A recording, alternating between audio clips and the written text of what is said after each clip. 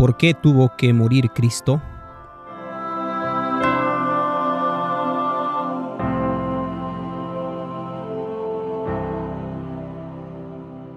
Introducción.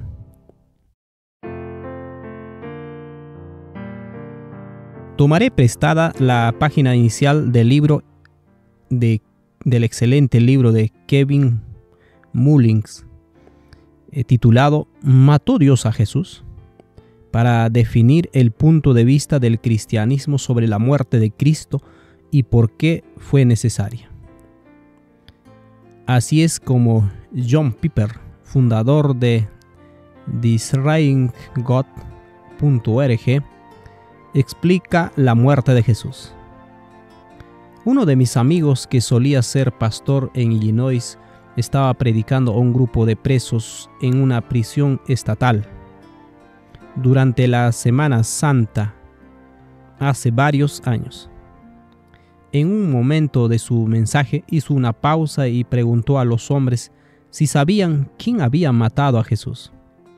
Algunos dijeron que fueron los soldados, otros dijeron que fueron los judíos, otros dijeron que Pilato.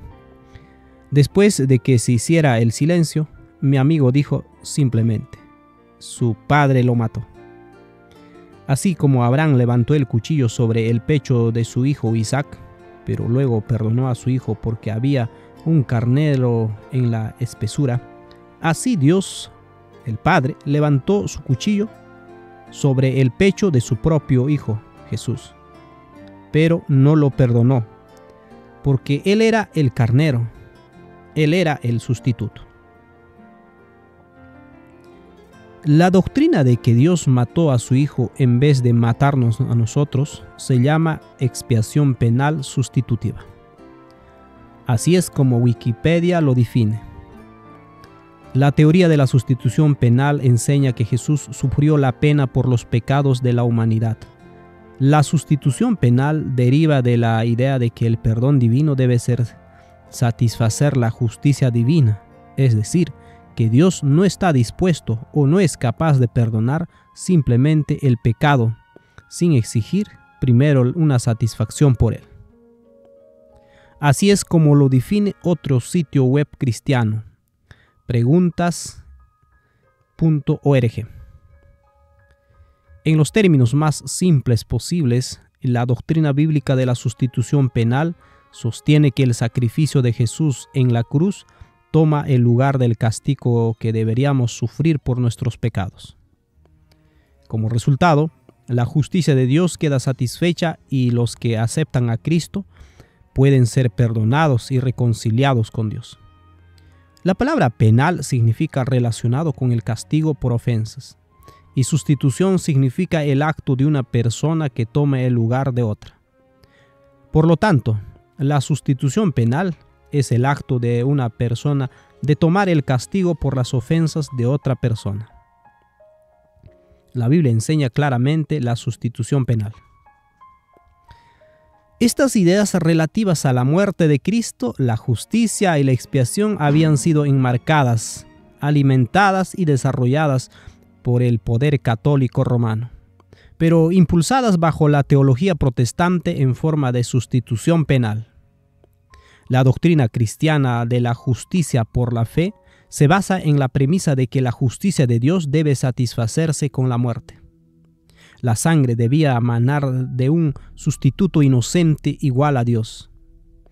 Aquellos que expresan fe en este sustituto se dice que son justos por la fe.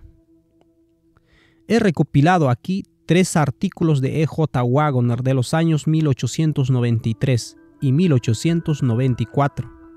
En estos artículos encontrará destilados algunos de los principios más puros de la justicia por la fe. Pero el tema clave que aparece en ellos es diametralmente opuesto a la doctrina cristiana de la justicia satisfacta. He aquí uno de varios ejemplos. Esto es del 21 de septiembre de 1893, dice, solo como ejemplo: hemos dejado el asunto de la reconciliación justo donde las Escrituras lo han puesto. Y aunque tienen mucho que decir sobre la necesidad de que el hombre se reconcilie con Dios, ni una sola vez insinúan tal cosa como la necesidad de que Dios se reconcilie con el hombre. Insinuar la necesidad de tal cosa es formular una grave acusación contra el carácter de Dios. La idea ha llegado a la iglesia cristiana desde el papado, que a su vez la trajo del paganismo, en el que la única idea de Dios era la de un ser cuya ira debía ser aplacada mediante un sacrificio.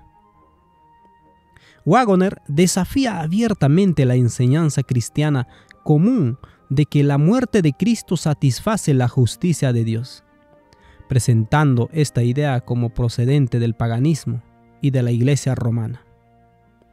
La Biblia habla de que la sangre de Jesucristo nos limpia de pecado.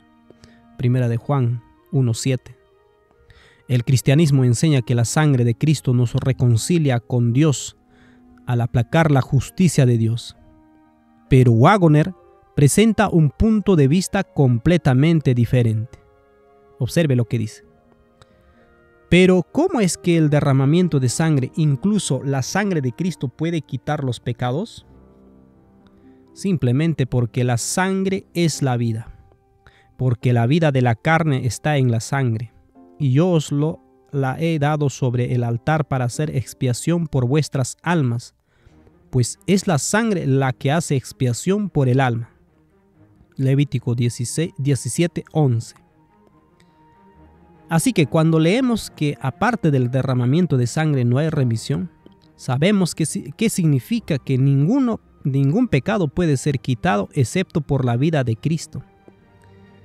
En Él no hay pecado, por lo tanto, cuando imparte su vida a un alma, esa alma queda inmediatamente limpia de pecado.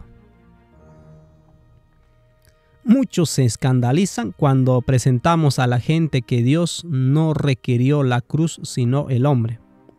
Pero Waggoner fue el primero en expresar esto.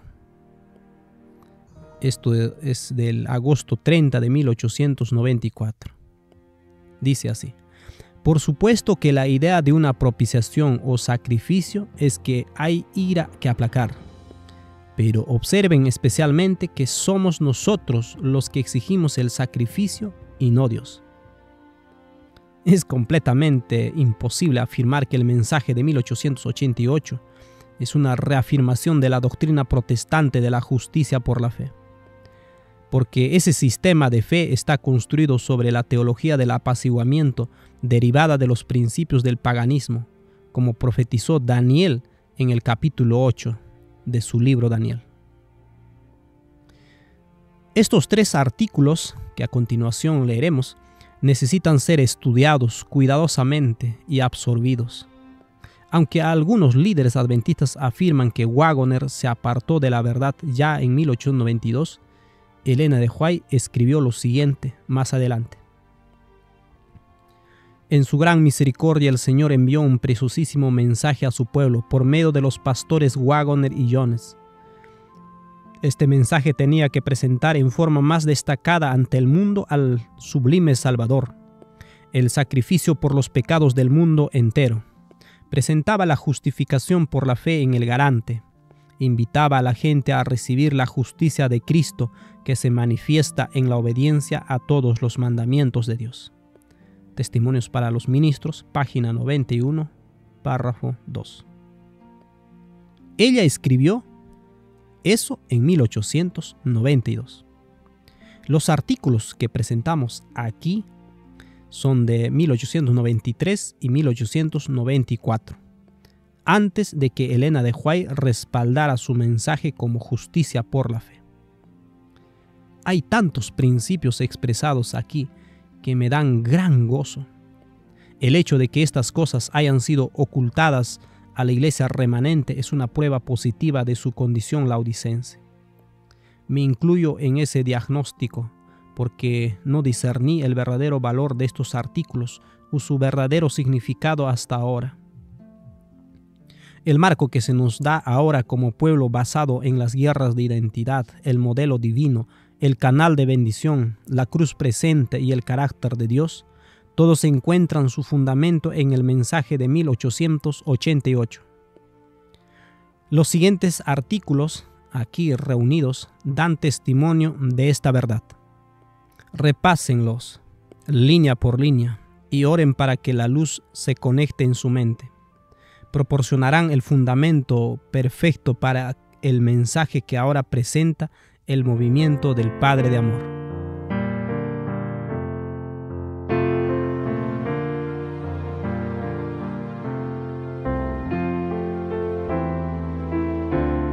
¿Por qué tuvo que morir Cristo?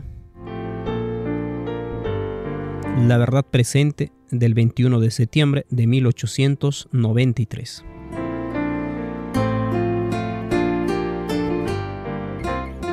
El hecho de que esta pregunta haya sido formulada con toda seriedad por un cristiano activo es razón suficiente para considerarla, aparte de que toca el núcleo mismo del cristianismo.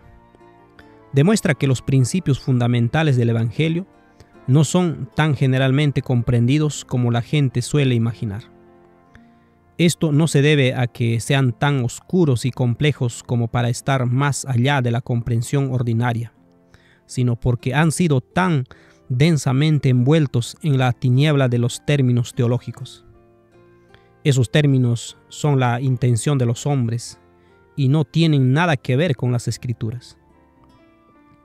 Si nos contentamos con las sencillas afirmaciones de la Biblia, veremos cuán rápidamente su luz disipa la niebla de la especulación teológica.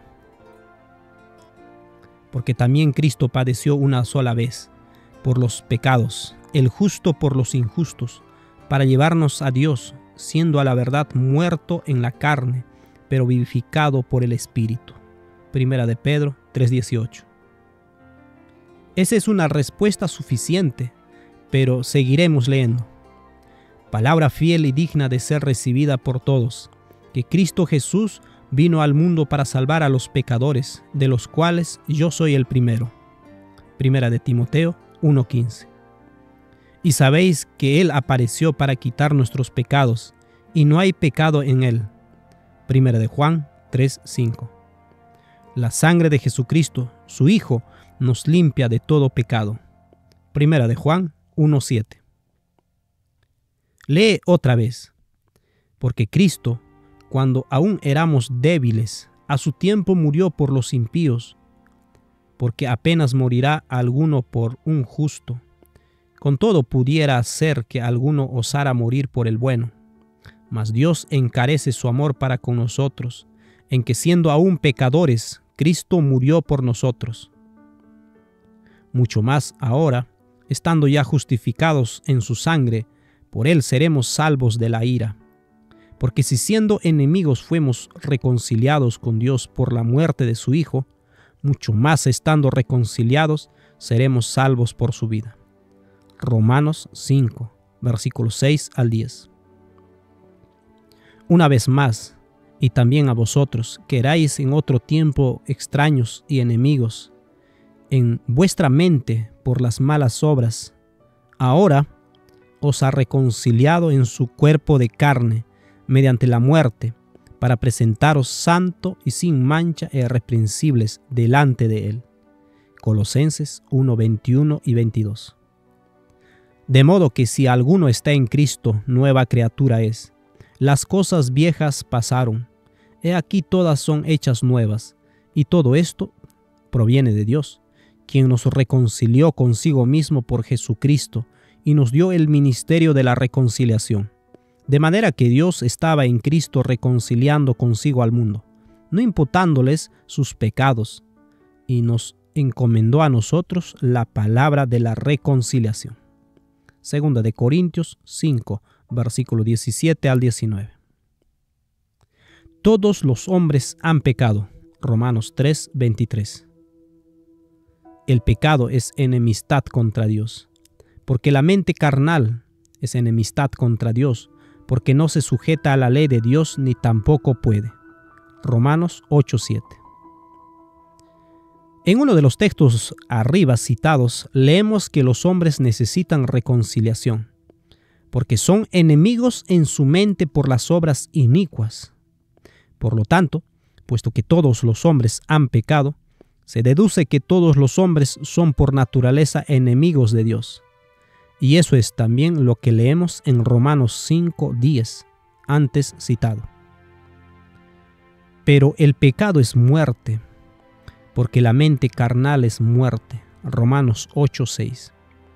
El pecado entró en el mundo por un hombre, y por el pecado la muerte. Romanos 5:12. La muerte entró por el pecado, porque lleva la muerte oculta en su interior. El aguijón de la muerte es el pecado. 1 Corintios 15:56. El pecado, cuando ha crecido plenamente, produce la muerte. Santiago 1:15. El pecado es muerte, porque es enemistad contra Dios. Dios es el Dios vivo. Con Él está el manantial de la vida. Salmo 36:9. Cristo es llamado el autor de la vida. Hechos 3:15. La vida es la gran característica de Dios. Él a todos da vida y aliento y todas las cosas. Hechos 17:25. En Él vivimos y nos movemos y somos, porque también nosotros somos linaje suyo. Hechos 17:28. La vida de Dios es la fuente de toda cosa creada, y aparte de Él no puede haber vida. Pero la justicia, así como la vida, es la gran característica de Dios. En Él no hay injusticia. Salmo 92:15. En cuanto a Dios, perfecto es su camino. Salmo 18:30. Puesto que la vida de Dios es la fuente de toda vida, y todos dependen de Él, se sigue que su justicia es la norma de justicia de todos los seres inteligentes. Porque la vida de Dios no es otra cosa que justicia. Por lo tanto, la vida y la justicia son inseparables. El ocuparse del Espíritu es vida y paz. Romanos 8:6. Ahora bien, puesto que la vida de Dios es la norma de la justicia, es evidente que todo lo que es diferente de la vida de Dios es injusticia. Y toda injusticia es pecado, como dice 1 Juan 5:17. Pero si la vida de algún ser es diferente de la vida de Dios, debe ser porque a la vida de Dios no se le permite libre curso a través de ese ser. Pero donde no está la vida de Dios, hay muerte. Quien no está en armonía con Dios, en enemistad con Él, tiene la muerte obrando en él, y la muerte es su porción inevitable. Así que no es por un decreto arbitrario que la paga del pecado es la muerte. Eso resulta de la naturaleza misma de las cosas. El pecado es oposición a Dios, rebelión contra Él, y es totalmente ajeno a su ser. Es separación de Dios, y la separación de Dios es muerte, porque no hay vida fuera de Él. Todos los que le odian aman la muerte. Resumamos ahora el caso de la relación entre el hombre natural y Dios. 1. Todos han pecado. 2. El pecado es enemistad contra Dios, es rebelión. 3. El pecado es alienación de Dios. Los hombres son alienados e enemigos en sus mentes por las obras perversas. Colosenses 1:21. 4. Los pecadores están ajenos a la vida de Dios. Efesios 4:18. Pero Dios en Cristo es la única fuente de vida para el universo, y por lo tanto, todos los que están así alienados de su vida justa están por la naturaleza misma de las cosas condenados a la muerte. El que tiene al Hijo tiene vida, el que no tiene al Hijo de Dios no tiene la vida. 1 Juan 5:12. Ahora consideremos la reconciliación. De todo lo que precede resulta muy evidente que el único objeto que Cristo podía tener al venir a la tierra y morir por los hombres era la reconciliación del hombre con Dios, para que tuviera vida. Juan 10:10 dice: Yo he venido para que tengan vida. De manera que Dios estaba en Cristo reconciliando consigo al mundo. 2 Corintios 5:19.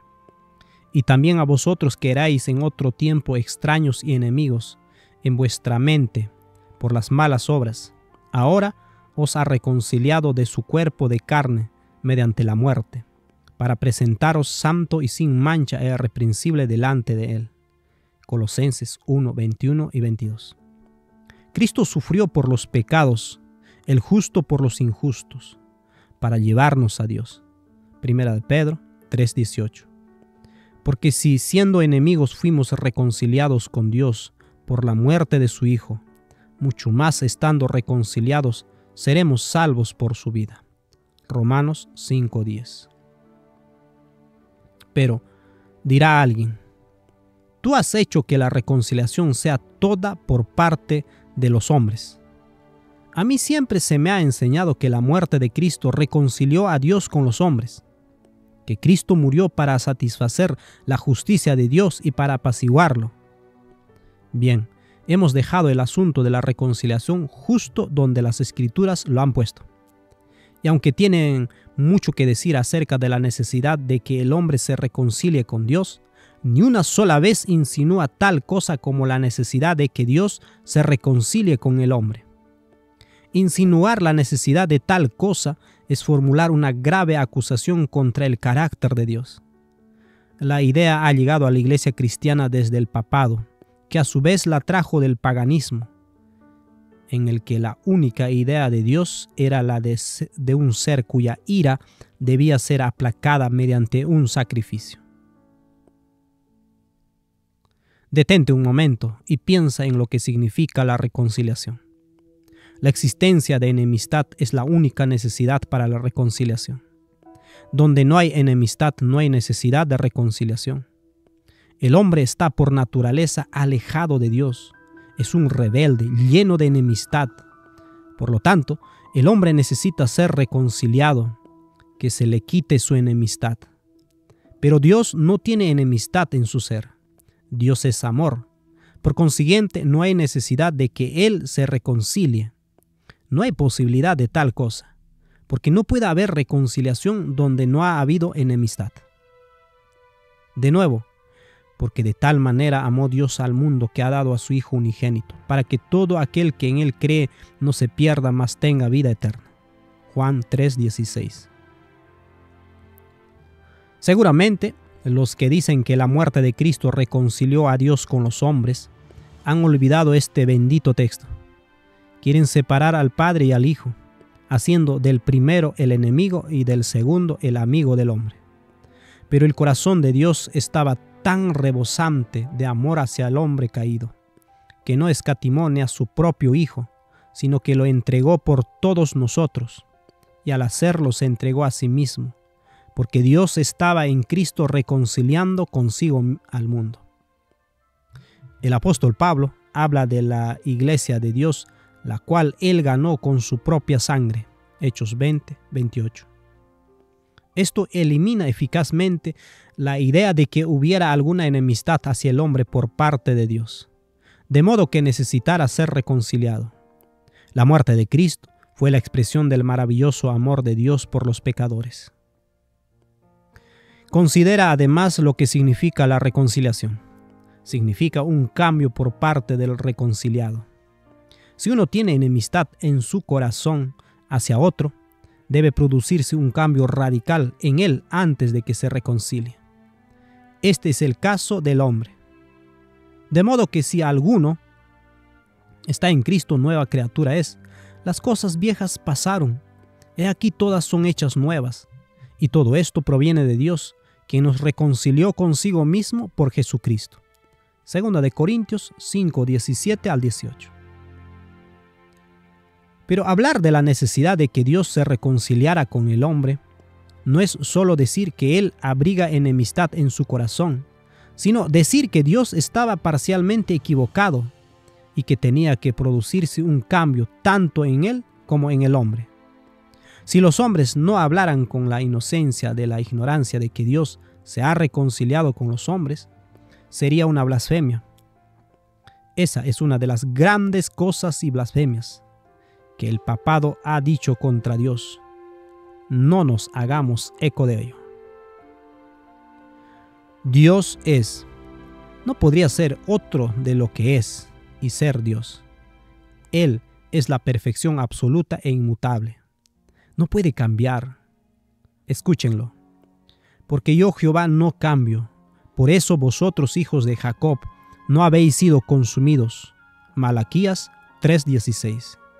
En lugar de tener que cambiar y reconciliarse con el hombre pecador para que éste pueda salvarse, la única esperanza para su salvación es el hecho de que Él nunca cambia, sino que es amor eterno. Él es la fuente de la vida y la norma de la vida. Cuando algún ser se diferencia de Él, la diferencia está de su parte y no de la de Él. Él es la norma fija a la que todos deben conformarse si quieren vivir. Dios no puede cambiar para acomodarse a los deseos de los hombres pecadores. No ya simplemente porque tal cambio rebajaría su dignidad y haría inestable su gobierno, sino porque Él no puede ser otro que Él.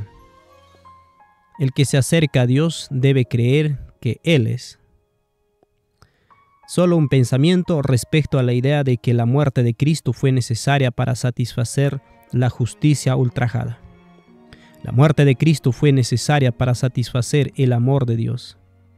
Mas Dios encarece su amor para con nosotros en que siendo aún pecadores, Cristo murió por nosotros. Romanos 5:8. Porque de tal manera amó Dios al mundo, que ha dado a su Hijo unigénito. La justicia se habría cumplido con la muerte sumaria de la raza pecadora. Pero el amor de Dios no podía sufrir eso. Así que somos justificados gratuitamente por su gracia, mediante la redención que es en Cristo Jesús. Por medio de la fe en su sangre, la justicia de Dios, que es su vida, es declarada sobre nosotros. Y así, el que es justo y al mismo tiempo el que justifica al que cree en Jesús, Romanos 3:21-26, la razón por la cual era necesario que Cristo muriera a fin de que los hombres pudieran salvarse, será considerada en la próxima edición de este artículo. ¿Por qué nos hemos detenido tanto en el hecho de que el hombre debe reconciliarse con Dios y no Dios con el hombre? Porque solo en eso está la esperanza del hombre. Si Dios tuviera alguna vez alguna enemistad en su corazón contra los hombres, surgiría siempre el pensamiento torturador: tal vez no esté todavía suficientemente apaciguado para aceptarme. Seguramente no puede amar a un ser tan culpable como yo. Y cuanto más se diera uno cuenta de su culpabilidad, mayor sería su duda. Pero cuando sabemos que Dios nunca tuvo enemistad con nosotros, sino que nos ha amado con amor eterno y que nos ha amado tanto que se entregó a sí mismo por nosotros, para que pudiéramos reconciliarnos con Él, podemos exclamar con alegría: si Dios está por nosotros, ¿quién puede estar contra nosotros? Ahora consideremos en qué consiste la remisión. La liberación del pecado, o al menos de sus consecuencias, es lo que los hombres han estado buscando desde la caída.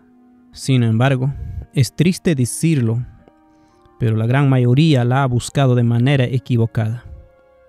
Fue con una mentira contra el carácter de Dios que Satanás causó el primer pecado, y desde entonces se ha dedicado vigorosamente a tratar de inducir a la gente a creer esa mentira. Tanto éxito ha tenido que la mayoría de la humanidad considera a Dios como un ser severo e indiferente, que mira al hombre con un ojo fríamente crítico y que prefiere destruir a salvar. En resumen, Satanás ha logrado en gran medida ponerse en el lugar de Dios, en la mente de los hombres. Así es como en gran parte de los adoradores de los paganos es y siempre ha sido adoración del diablo. Antes digo que lo que los gentiles sacrifican a los demonios lo sacrifican y no a Dios. Y no quiero que vosotros os hagáis partícipes de los demonios. Primera de Corintios 10:20. Por consiguiente, todo el culto pagano surge de la idea de que debe hacerse un sacrificio para aplacar la ira de un dios. A veces este sacrificio es en forma de bienes, pero a menudo es de la persona. Así surgieron grandes hordas de monjes y ermitaños entre los paganos, y más tarde entre los cristianos profesos, que tomaron prestadas sus ideas de Dios de los paganos. Estos pensaban ganarse el favor de Dios, azotándose y torturándose a sí mismos. Los profetas de Baal se cortaban con cuchillos, hasta correr la sangre sobre ellos. Vemos en 1 Reyes 18:28. Esperando así inducir a su Dios a que se les escuchara. Con la misma idea de Dios, miles de supuestos cristianos se han puesto camisas de pelo, han caminado descalzos sobre vidrio, han peregrinado de rodillas, han dormido sobre el duro suelo o en la tierra y se han flagelado con espinas, se han matado de hambre casi hasta la muerte y se han impuesto la tarea más imposible. Pero nadie encontró nunca la paz de ninguna de esas maneras, porque ningún hombre podía sacar de sí mismo lo que no estaba en él. Y la justicia y la paz no están en el hombre. A veces esta idea de propiciar la ira de Dios ha tomado una forma más fácil, es decir, más fácil para los adoradores. En lugar de sacrificarse a sí mismos, han sacrificado a otros. Los sacrificios humanos siempre han estado relacionados en mayor o menor medida con el paganismo. Los hombres se entremecen cuando leen sobre los sacrificios humanos ofrecidos por los antiguos habitantes de México y Perú y por los druidas. Pero el cristianismo profeso, no real, tiene su horrible lista. Incluso la llamada Inglaterra cristiana ha hecho cientos de ofrendas quemadas de hombres, con el propósito de alejar la ira de Dios del país. Donde quiera que haya persecución religiosa en cualquier grado, surge de la idea errónea de que Dios exige una víctima. Así lo demuestran las palabras de Cristo a sus discípulos. Y aún viene la hora cuando cualquiera que os mate pensará que rinde servicio a Dios. Juan 16:2. Toda esa adoración ha sido adoración al diablo y no adoración al Dios verdadero. Justo aquí, alguien ha recordado lo que dice en Hebreos 9:22. Sin derramamiento de sangre no hay remisión. Y esto le hace pensar que después de todo, Dios exigió un sacrificio antes de perdonar al hombre. Es muy difícil para la mente librarse de la idea recibida como legado del paganismo, a través del papado, de que Dios estaba tan enojado con el hombre por haber pecado, que no podía ser apaciguado sin ver correr la sangre, pero que no le importaba de quién era la sangre, si solo alguien era asesinado, y que puesto que la vida de Cristo valía más que las vidas de todos los hombres, Él lo aceptó como sustituto de ellos. Esta es casi una manera brutal de exponer el caso, pero es la única manera en que el caso puede ser verdaderamente presentado. La concepción pagana de Dios es brutal, tan deshonrosa para Dios como desalentadora para el hombre. Y se ha permitido que esta idea pagana tiña demasiados textos de las Escrituras. Es triste pensar hasta qué punto hombres que realmente amaban al Señor han dado ocasión a sus enemigos para blasfemar. Sin derramamiento de sangre no hay remisión. ¿Qué es la remisión? Significa simplemente expulsión. ¿Qué ha de ser remitido o enviado lejos? Nuestros pecados. Porque leemos que por medio de la fe en su sangre para manifestar su justicia por la remisión de los pecados pasados en la paciencia de Dios. Romanos 3:25. Así aprendemos que aparte del derramamiento de sangre no hay envío de los pecados. ¿Qué sangre es la que quita los pecados? Solo la sangre de Cristo. Porque no hay otro nombre debajo del cielo dado a los hombres en que debamos ser salvos. Hechos 4:12. Y sabéis que Él apareció para quitar nuestros pecados y no hay pecado en Él. 1 Juan 3:5. sabiendo que fuisteis redimidos de vuestra vana manera de vivir, la cual recibisteis por tradición de vuestros padres, no con cosas corruptibles, como oro o plata, sino con la sangre preciosa de Cristo, como de un cordero sin mancha y sin contaminación. Primera de Pedro 1, 18 y 19. Mas si andamos en luz, como Él está en luz, tenemos comunión unos con otros, y la sangre de Jesucristo su Hijo nos limpia de todo pecado. Primera de Juan 1:7. Pero, ¿cómo es que el derramamiento de sangre, incluso la sangre de Cristo, puede quitar los pecados? Sencillamente porque la sangre es la vida. Porque la vida de la carne en la sangre está. Yo os la he dado para expiar vuestras almas sobre el altar, porque es la sangre lo que hace expiación por el alma. Levítico 17:11. Así que cuando leemos que aparte del derramamiento de sangre no hay remisión, sabemos que significa que ningún pecado puede ser quitado excepto por la vida de Cristo. En Él no hay pecado. Por lo tanto, cuando imparte su vida a una alma, esa alma queda inmediatamente limpia de pecado. Recuerda que Cristo es Dios. El Verbo era Dios, y el Verbo se hizo carne y habitó entre nosotros. Dios estaba en Cristo reconciliando consigo al mundo. Dios se entregó en Cristo por los hombres, pues hemos leído de la iglesia de Dios, la cual Él adquirió por su propia sangre. El Hijo del Hombre, en quien estaban la vida de Dios, vino a ministrar y para dar su vida en rescate por muchos. Mateo 20:28. Por lo tanto, el caso es el siguiente. Todos han pecado. El pecado es enemistad contra Dios, porque es una condición de alienación de la vida de Dios. Por lo tanto, el pecado es muerte. Por lo tanto, lo único que el hombre necesitaba era vida, y esto es lo único que Cristo vino a dar. En Él había vida que el pecado no podía tocar y que podía triunfar sobre la muerte. Su vida es la luz de los hombres. Una sola luz puede hacer otras 10,000 luces, y aún así no disminuir.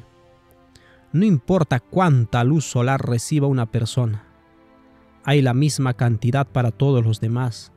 Y si hubiera 100 veces más personas en la tierra de las que hay, no habría menos luz solar para cada una de las que hay ahora. Lo mismo ocurre con el sol de justicia. Él puede dar su vida a todos, y aún así sobrarle la misma cantidad. Cristo vino a impartir la vida de Dios a los hombres, pues es eso lo que les falta. La vida de todos los ángeles del cielo no habrían podido satisfacer las exigencias del caso, no porque Dios fuera tan inexorable, sino porque no habrían podido impartir vida alguna al hombre. No tenían vida en sí mismo, sino solo la vida que Cristo les impartió. Pero Dios estaba en Cristo, y en Él podía darse la vida eterna de Dios a todos el que quisiera recibirla.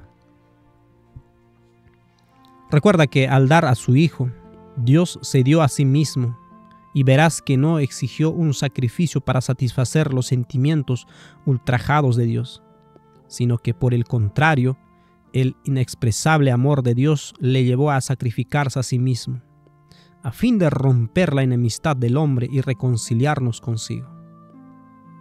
Pero, ¿por qué no pudo darnos su vida sin morir? Es decir, ¿por qué no pudo darnos su vida y aún así no dárnosla? Necesitábamos vida, y solo Cristo tenía vida que dar. Pero dar vida es morir. Su muerte nos reconcilia con Dios.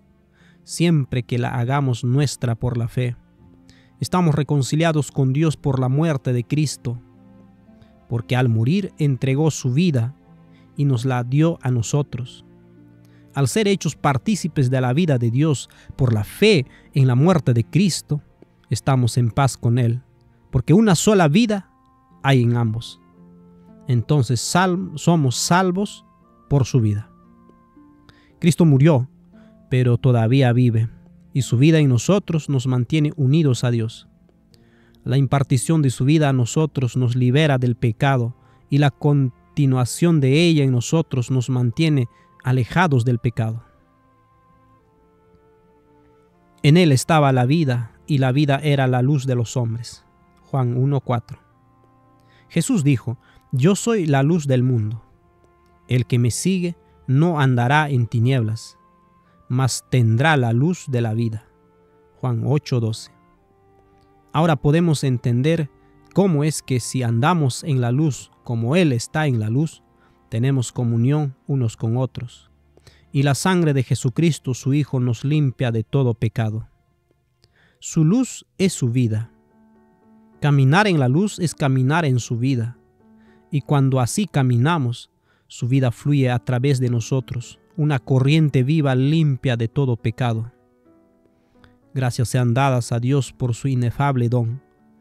Su vida es luz y disipará todas las tinieblas de la tierra. En su luz o vida veremos la luz. Solo cuando consideremos las preguntas difíciles a la luz de su vida, podremos entenderlas. ¿Qué pues diremos a esto? Si Dios por nosotros, ¿quién contra nosotros? El que no escatimó ni a su propio Hijo, sino que lo entregó por todos nosotros, ¿cómo no nos dará también con Él todas las cosas? Romanos 8:31 y 32. Que el pecador débil y temeroso se anime y confíe en el Señor. No tenemos un Dios que exige un sacrificio de hombre, sino uno que en su amor se ha ofrecido a sí mismo un sacrificio. Debemos a Dios una vida perfectamente en armonía con su ley. Pero como nuestra vida es todo lo contrario de eso, Dios en Cristo ha sustituido su propia vida por la nuestra, y así podemos ofrecer sacrificios espirituales agradables a Dios por Jesucristo. Entonces, espere Israel a Jehová, porque en Jehová hay misericordia y abundante redención con él, y él redimirá a Israel de todos sus pecados. Salmo 130, 7 y 8.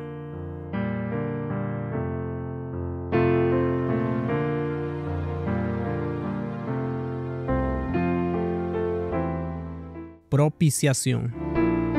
La verdad presente del 9 de noviembre de 1893.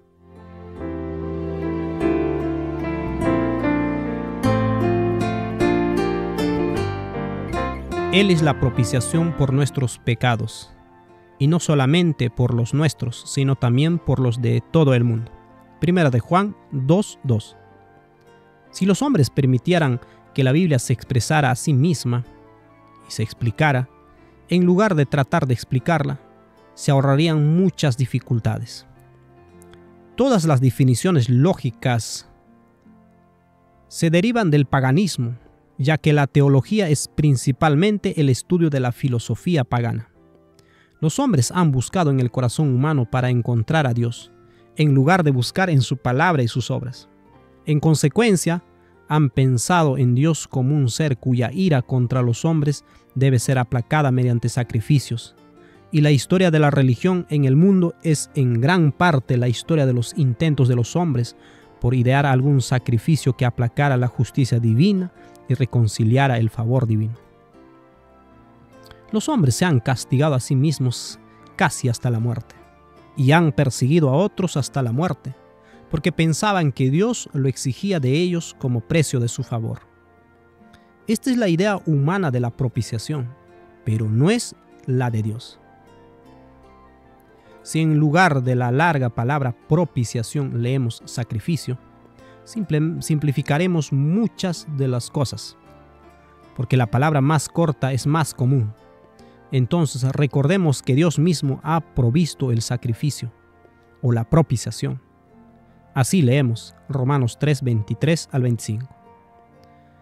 Por cuanto todos pecaron y están destituidos de la gloria de Dios, siendo justificados gratuitamente por su gracia mediante la redención que es en Cristo Jesús, a quien Dios ha puesto en propiciación por medio de la fe en su sangre, para manifestar su justicia por la remisión de los pecados pasados, en la paciencia de Dios. Note que es Dios quien ha establecido a Cristo como la propiciación o sacrificio. Entonces, puesto que Dios provee el sacrificio por el pecado, ciertamente no puede ser el que Él tenga enemistad contra los pecadores. Porque de tal manera amó Dios al mundo que ha dado a su Hijo unigénito, para que todo aquel que en Él cree no se pierda, mas tenga vida eterna. Juan 3:16. Dios es amor. Primera de Juan 4:16. Pero la mente carnal es enemistad contra Dios, porque no se sujeta a la ley de Dios, ni tampoco puede. Romanos 8:7. La enemistad que hay que aplacar es toda la de parte de los hombres, y Dios, contra quien se peca, provee los medios de reconciliación. De Cristo leemos en Colosenses 1:19 al 22. Por cuanto agradó al Padre que en Él habitase toda la plenitud, y por medio de Él reconciliar todas las cosas consigo, así las que están en la tierra como las que están en el cielo, haciendo la paz mediante la sangre de su cruz. Y también a vosotros, que erais en otro tiempo extraños y enemigos en vuestra mente por las malas obras, ahora os ha reconciliado en su cuerpo de carne mediante la muerte, para presentaros santo y sin mancha e irreprensible delante de Él. Ahora, recuerden que Dios estaba en Cristo reconciliando consigo al mundo. Y verán que Dios mismo ha hecho el sacrificio por nosotros. Es por la muerte de Cristo que somos reconciliados. Y Dios estaba en Cristo reconciliando al mundo. El Verbo que se hizo carne y que fue ofrecido en la cruz era Dios. Sería imposible que el hombre hiciera un sacrificio que expiara el pecado. ¿Con qué me presentaré delante de Jehová o adoraré al Dios Altísimo? ¿Vendré ante Él con holocaustos, con becerro de un año? ¿Se agradará Jehová de millares de carneros o de 10,000 arroyos de aceite? ¿Daré mi primogénito por mi rebelión, el fruto de mis entrañas por el pecado de mi alma? Oh hombre, Él te ha declarado lo que es bueno, ¿y qué pide Jehová de ti? Solamente hacer justicia y amar misericordia, y caminar humildemente con tu Dios. Miqueas capítulo 6, versículos 6 al 8. Ni siquiera un sacrificio humano serviría, no porque Dios exija algo más valioso, sino porque no puede eliminar el pecado. El sacrificio que Dios provee y que solo Él puede proveer es uno que quitará el pecado y así destruirá la enemistad que hay en el corazón del hombre contra Dios. Dios nos da su vida en Cristo y esa vida puede quitar el pecado, como se ha demostrado por el hecho de que ha vencido a la muerte. Nadie es bueno sino solo uno, Dios. Por lo tanto, la única manera en que el hombre puede llegar a ser bueno es llenándose de la vida de Dios. Y esto Él nos lo ha dado gratuitamente en Cristo. ¿Por qué los hombres no creen al Señor y lo aceptan tal como Él se revela? La única razón es, como se dijo antes, que toman consejo de sus propios corazones y no de Dios. No se acercan lo suficiente al Señor para conocerlo. A Él pertenece el poder, pero su misericordia es igual a su poder. Dios es amor, y por lo tanto, cuanto más aprendemos de su poder, más poderoso debemos saber que es su amor. Cuando probemos y continuemos probando y veamos que el Señor es bueno, haremos oídos sordos a todas las insinuaciones de Satanás. No importa bajo qué disfraz venga.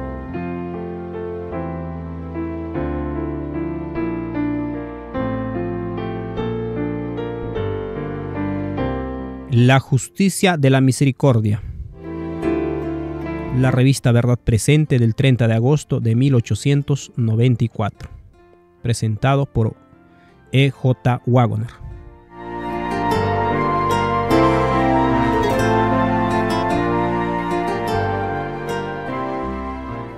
La última lección, no está en este folleto, nos mostró que, puesto que todos los hombres son declarados culpables por la ley, no puede haber justicia en la ley para ningún hombre, y que como consecuencia, si los hombres fueran dejados solos con la ley, no habría esperanza para ninguno. La ley es solamente la declaración escrita de la justicia de Dios y por lo tanto no puede impartir ninguna justicia. Pero Dios es un Dios vivo y su justicia es una justicia viva. Su espíritu tiene poder que todo lo penetre y por lo tanto puede poner su propia justicia en y sobre todos los que creen. Porque la fe es la recepción de Dios en el corazón. En la recepción de esta justicia, por cuanto todos pecaron y están destituidos de la gloria de Dios, siendo justificados gratuitamente por su gracia, mediante la redención que es en Cristo Jesús, a quien Dios ha puesto en propiciación por medio de la fe en su sangre, para manifestar su justicia por la remisión de los pecados pasados. En la paciencia de Dios, para manifestar su justicia en este tiempo, para que Él sea justo y el que justifica al que cree en Jesús. Romanos 3, 23 al 26. Ahora, cuestionemos el texto. ¿Cómo se manifiesta la justicia de Dios aparte de la ley?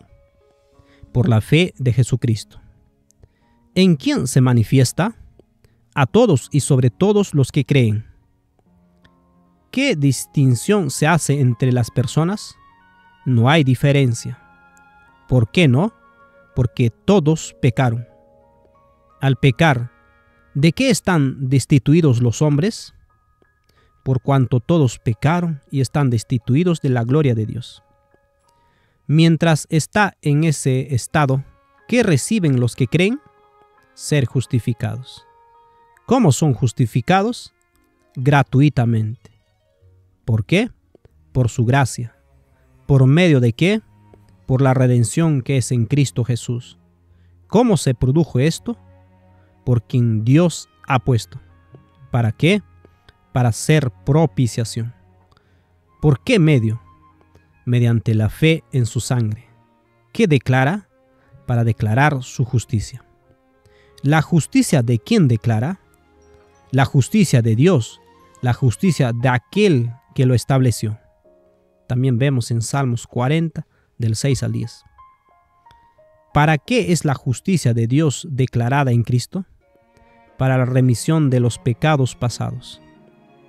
¿De qué es una manifestación? De la paciencia de Dios. ¿Por qué se declara la propia justicia de Dios para la remisión de los pecados? Para que Él sea justo y el que justifica al que cree en Jesús. No hay diferencia. ¿En qué no hay diferencia? No hay diferencia en la manera en que los hombres reciben la justicia. ¿Y por qué no hay diferencia en la manera de justificar a los hombres? Porque todos pecaron. Pedro, al relatar a los judíos su experiencia al predicar por primera vez el evangelio a los gentiles, dijo: Y Dios, que conoce los corazones, les dio testimonio, dándoles el Espíritu Santo también como a nosotros. Y ninguna diferencia hizo entre nosotros y ellos, purificando por la fe sus corazones. Leemos esto en Hechos 15, 8 al 9. Porque de dentro del corazón del hombre salen los malos pensamientos, etc. Marcos 7, 21. Dios conoce los corazones de todos los hombres, que todos son igualmente pecadores, y por eso no hace diferencia en el evangelio para los diferentes hombres. Una sola sangre. Esta lección es una de las más importantes que debe aprender el misionero, ya sea que trabaje en su país o en el extranjero, puesto que el evangelio se basa en el principio de que no hay diferencia en los hombres. Es absolutamente esencial que el obrero evangélico reconozca este hecho y lo tenga siempre presente. Dios de una sangre ha hecho todo el linaje de los hombres para que habiten sobre toda la faz de la tierra. Hechos 17, 26. No solo todos los hombres son de una sangre, sino que también una carne es la de los hombres. Primera de Corintios 15, 39. La gran carga de la epístola a los romanos como ha aparecido hasta este punto, es mostrar que en lo que concierne al pecado y a la salvación, no hay absolutamente ninguna diferencia entre los hombres de todas las razas y condiciones de vida. Hay que predicar el mismo evangelio al judío y al gentil, al esclavo y al libre, al príncipe y al campesino. Se queda corto. A la gente le gusta imaginar que los llamados defectos no son tan malos como los verdaderos pecados. Por eso les resulta mucho más fácil confesar que se han quedado cortos, cuando han pecado y obrado mal. Pero como Dios exige la perfección, es evidente que las deficiencias son pecados. Puede sonar más agradable decir que un contador está corto en sus cuentas, pero la gente sabe que la razón es que ha estado tomando lo que no es suyo o robando. Cuando la perfección es la norma, no hay diferencia en el resultado, lo mucho o lo poco que uno se quede corto, siempre en cuando se quede corto. El significado primario de pecado es errar el blanco. Y en un concurso de tiro con arco, el hombre que no tiene fuerza para enviar su flecha al blanco, aunque su puntería sea buena, es un perdedor tan seguro como el que dispara lejos del blanco. La gloria de Dios. Del texto aprendemos que la gloria de Dios es su justicia. La razón por la cual todos están destituidos de la gloria de Dios es que todos han pecado. El hecho es claro. Si no hubieran pecado, no habrían estado destituidos de ella. La falta de la gloria misma consiste en el pecado. El hombre en el principio fue coronado de gloria y de honra, Hebreos 2:7, porque era recto. En la caída perdió la gloria, y por eso ahora debe buscar la gloria y la honra y la inmortalidad. Cristo pudo decir al Padre: la gloria que me diste, yo les he dado, porque en Él está la justicia de Dios que ha dado como don gratuito a todo hombre. Es parte de la sabiduría recibir la justicia, y los que son sabios resplandecerán. Siendo justificado. En otras palabras, ser hecho justo, justificar, significa hacer justo. Dios suple justamente lo que le falta al pecador. Que ningún lector olvide el simple significado de justificación. Algunas personas tienen la idea de que hay una condición mucho más elevada de la que de ser justificado. Es decir, que hay una condición más alta que ocupar, que estar revestido por dentro y por fuera con la justicia de Dios. Eso no puede ser. Libremente. El que quiera, tome del agua de la vida gratuitamente. Es decir, que la tome como un regalo. Así también en Isaías 55:1. A todos los sedientos, venid a las aguas, y los que no tienen dinero, venid, comprad y comed. Venid, comprad, sin dinero y sin precio, vino y leche. Fue la epístola a los romanos la que llevó a cabo la reforma en Alemania. Se había enseñado a los hombres a creer que la manera de obtener la justicia era comprándola mediante el trabajo duro o el pago de dinero. La idea de que los hombres pueden comprarla con dinero no es tan común ahora como entonces, pero hay muchos que no son católicos que piensan que se debe hacer algún trabajo para obtenerla. Hacer de la oración una obra. El escritor hablaba una vez con un hombre acerca de la justicia como don gratuito de Dios, y el hombre sostenía que no podía obtener nada del Señor sin hacer algo por ello. Cuando se le preguntó qué debíamos hacer para ganar el perdón de los pecados, respondió que debíamos orar para obtenerlo. Es con esta idea de la oración que el devoto romano o hindú reza tantas oraciones al día, poniendo un mero extra algunos días para compensar las omisiones. Pero el hombre que dice una oración no reza. La oración pagana, como por ejemplo, cuando los profetas de Baal saltaron y se cortaron, que encontramos en 1 Reyes 18, del 26 al 28, es trabajo, pero la verdadera oración no lo es. Un hombre viene a mí y me dice que se está muriendo de hambre. Después se le pregunta si se le dio algo y dice que recibió algo de cena, pero que le hice trabajar para conseguirla. Cuando se le pregunta qué tuvo que hacer para conseguirla, responde que la pidió. Difícilmente podría hacer creer a alguien que trabajó por su cena. La verdadera oración es simplemente la aceptación agradecida de los dones gratuitos de Dios. Redención en Cristo Jesús. Somos hechos justos por la redención que es en Cristo Jesús, es decir, por el poder adquisitivo que hay en Cristo Jesús, o por las inescrutables riquezas de Cristo, como dice Efesios 3:8.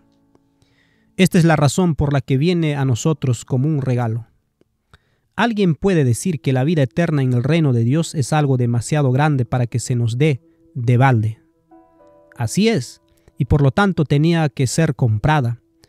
Pero como no teníamos nada que pudiera comprar, Cristo la ha comprado por nosotros y nos la da gratuitamente en sí mismo.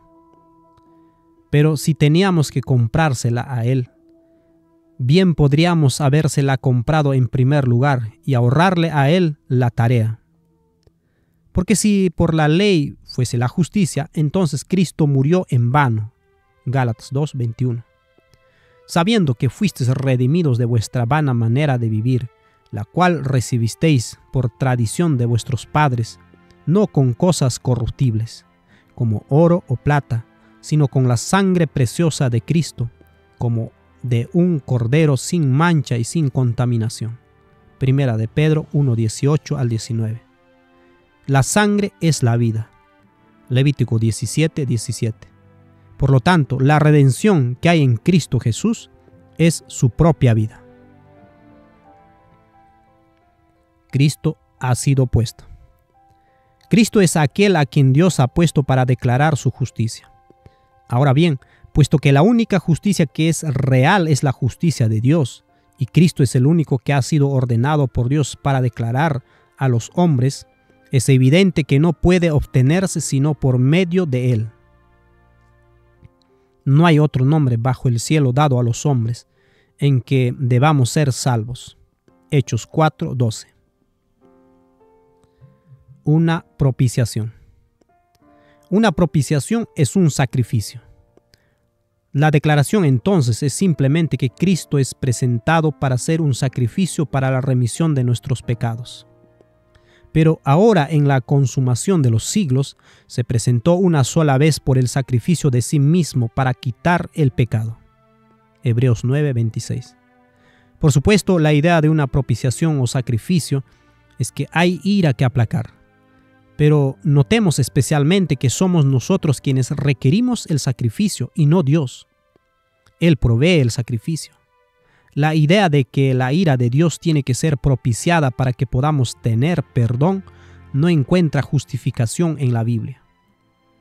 Es el colmo del absurdo decir que Dios está tan enojado con los hombres que no los perdonará a menos que se provea algo que para apaciguar su ira, y que por lo tanto Él mismo se ofrece el don por el cual es apaciguado. Y también a vosotros que erais en otro tiempo extraños y enemigos en vuestra mente por las malas obras, ahora os ha reconciliado en su cuerpo de carne mediante la muerte. Colosenses 1:21 y 22.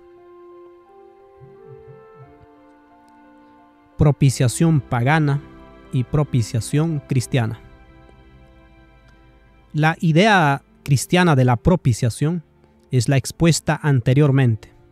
La idea pagana que con demasiada frecuencia es sostenida por cristianos profesos es que los hombres deben proveer un sacrificio para aplacar la ira de su Dios.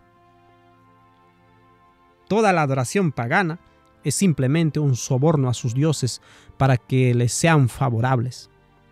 Si pensaban que sus dioses estaban muy enojados con ellos, proporcionaban un sacrificio mayor y así se ofrecían sacrificios humanos en casos extremos. Pensaban, como hacen hoy los adoradores de Shiva en la India, que a su Dios les complacía ver sangre. La persecución que se llevó a cabo en los llamados países cristianos en tiempos pasados y en cierta medida incluso ahora, no es más que el afloramiento de esta idea pagana de propiciación. Los líderes eclesiásticos se imaginan que la salvación es por obras y que los hombres por obras pueden expiar el pecado, y así ofrecen a quien consideran rebelde como sacrificio a su Dios, no al Dios verdadero, porque a Él no le agradan tales sacrificios. Declarar la justicia. Declarar justicia es hablar justicia. Dios habla de justicia al hombre y entonces es justo. El método es el mismo que en la creación en el principio. Habló y fue, porque somos hechura suya, creadas en Cristo Jesús para buenas obras, las cuales Dios preparó de antemano para que anduviéramos en ellas. Efesios 2:10. La justicia de Dios en la redención. Cristo es presentado para declarar la justicia de Dios para la remisión de los pecados, a fin de que sea justo y al mismo tiempo el justificador del que cree en Jesús. Dios justifica a los pecadores porque son los únicos que necesitan justificación. La justicia de declarar justo a un pecador radica en el hecho de que realmente es hecho justo. Lo que Dios declara justo es justo, y entonces es hecho justo por la vida de Dios que le ha sido dada en Cristo. El pecado es contra Dios, y si Él está dispuesto a perdonarlo, tiene el derecho de hacerlo. Ningún incrédulo negaría el derecho de un hombre a pasar por alto una ofensa contra él. Pero Dios no se limita a pasar por alto la ofensa, sino que da su vida como indemnización. Así Él sostiene la majestad de la ley, y es justo al declarar justo al hombre que antes era pecador. El pecado es remitido enviado lejos del pecador, porque el pecado y la justicia no pueden existir juntos, y Dios pone su propia vida justa en el creyente. Así que Dios es misericordiosa en su justicia y justo en su misericordia. Hay una amplitud en la misericordia de Dios, como la amplitud del mar. Hay una bondad en su justicia, que es más que la libertad.